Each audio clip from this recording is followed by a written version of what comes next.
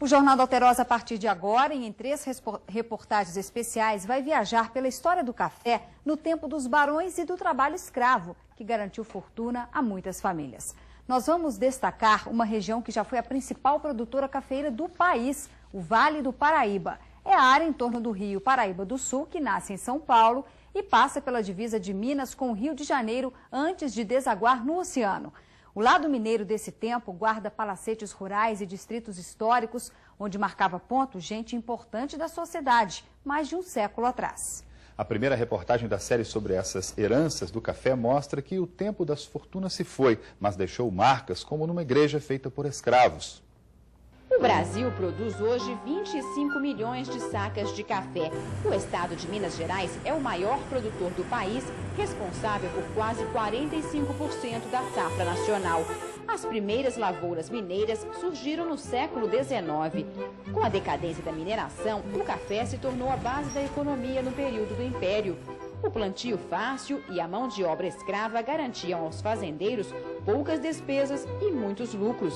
Eles enriqueceram, ganharam influência política e título de nobreza. Eram os barões do café. Muitos viviam no Vale do Paraíba, em Minas, onde construíram palacetes rurais. As sedes imponentes eram decoradas com móveis importados da França e refletiam o sucesso do império da cafeicultura. Ao redor das fazendas surgiam povoados como São José das Três Ilhas, hoje distrito de Belmiro Braga.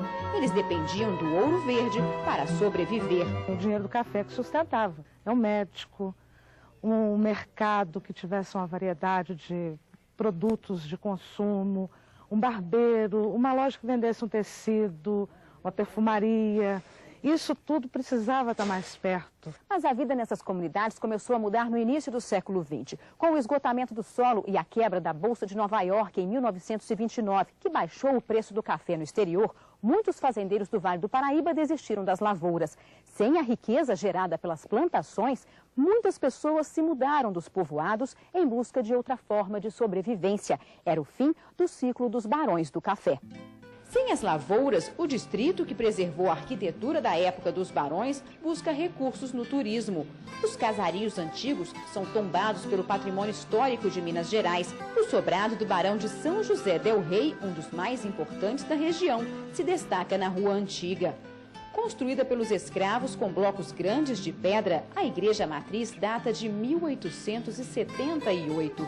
Com o fim da escravidão, ela foi concluída com tijolos. O prédio está passando por reformas. Além do caráter religioso, a igreja servia como ponto de encontro dos moradores da região.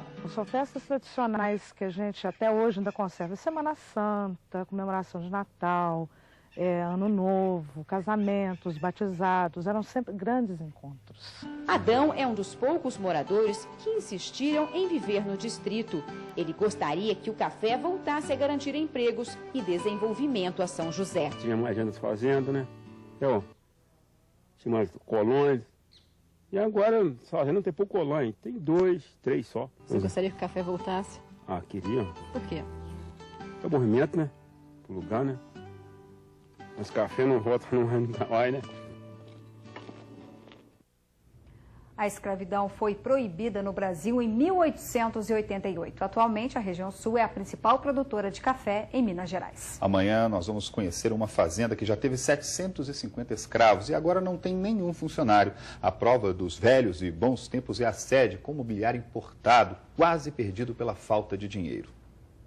Chega de confusão, você vai conhecer agora uma fazenda mineira construída para ser uma das mais imponentes de uma época de ouro. Ela fica na divisa de Minas com o Rio de Janeiro. No Vale do Rio Paraíba do Sul. Essa fazenda de quase 140 anos é tema da nossa segunda reportagem da série sobre heranças mineiras do café.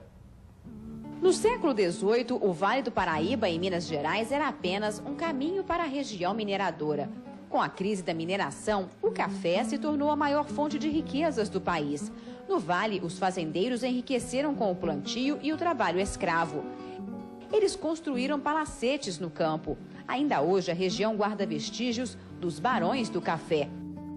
No início do século XX, a paisagem no Vale do Paraíba começou a mudar. Onde havia cafezais a perder de vista, restam hoje apenas mato e um solo empobrecido que dificulta qualquer cultivo. Sem a fortuna gerada pelas plantações, as fazendas antes produtivas se tornaram um peso para os herdeiros do café.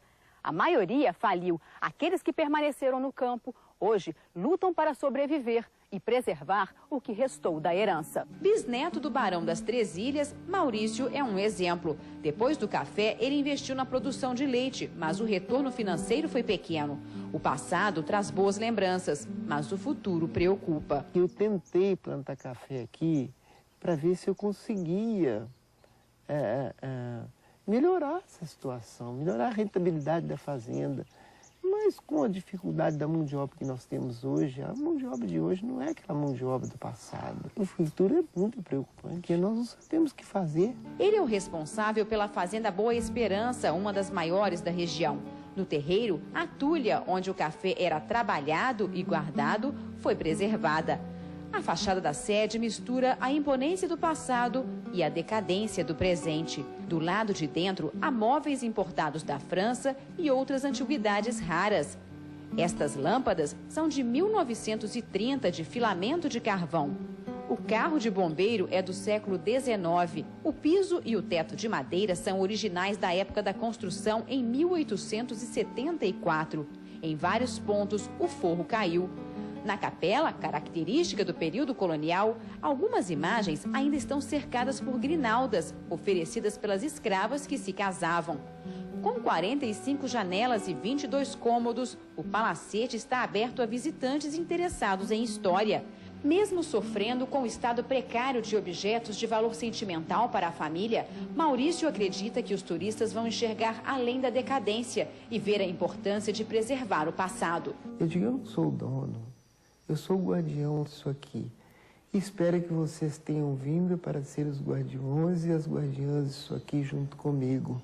A minha vontade é essa, passar para eles a história, eles sentirem a história viva dentro deles.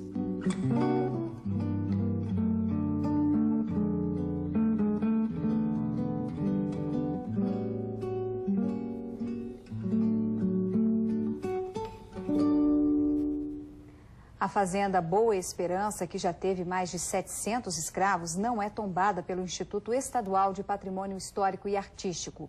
O tombamento é um processo coordenado pelo poder público e que garante a preservação de um bem cultural de importância histórica. Só restam agora na Fazenda 5, onde já houve 1,5 milhão de pés de café. Amanhã nós vamos mostrar outra fazenda da região. Nessa, descendentes de um barão do café encontraram alternativas e sobrevivem com outra produção. A terra se esgotou e o café virou um mau negócio.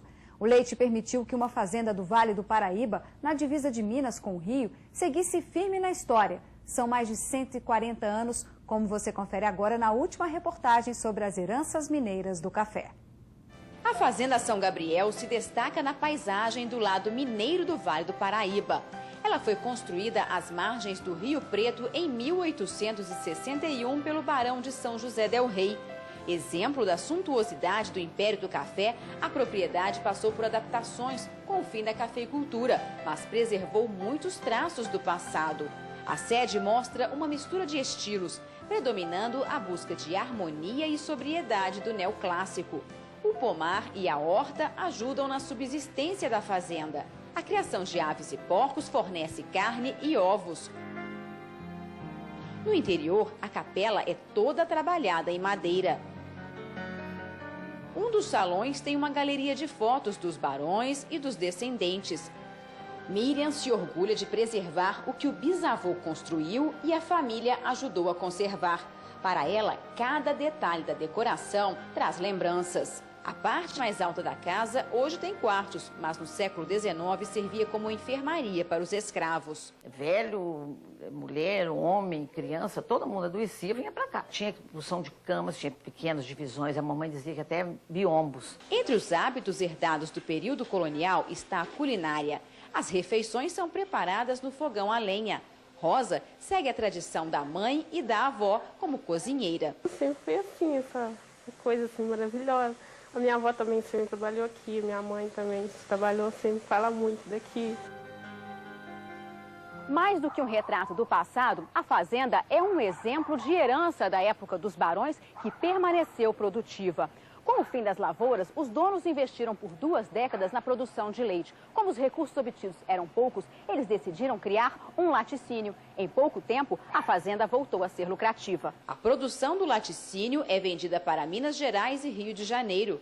Miriam espera que as novas gerações saibam preservar o passado e construir o futuro. Trabalhamos muito para chegar a esse ponto que chegamos, né? A gente espera que o trabalho nosso aqui, né, que sirva de exemplo para eles, né?